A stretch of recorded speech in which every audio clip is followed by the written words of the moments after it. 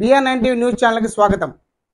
Pithapuram MLA రాష్ట్ర ఉప ముఖ్యమంత్రి పవన్ తనకు రాష్ట్ర ప్రజల సంక్షేమం పట్ల ఉన్న తపనను మరోసారి చాటుకున్నారు.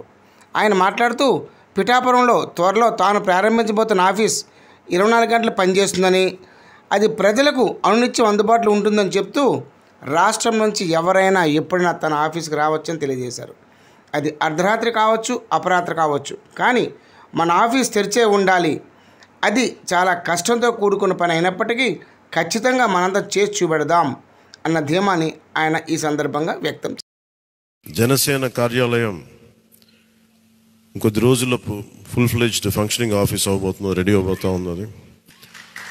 మనకి రాష్ట్రంలో ఈ నలుమూలలు ఎవరు వచ్చినా కానీ దానికి తెరుచుకొని ఉంటాయి తలుపులు. ఇప్పుడు నా కోరిక ఏంటంటే 24 గంటలు పనిచేయాలి ఆఫీసు.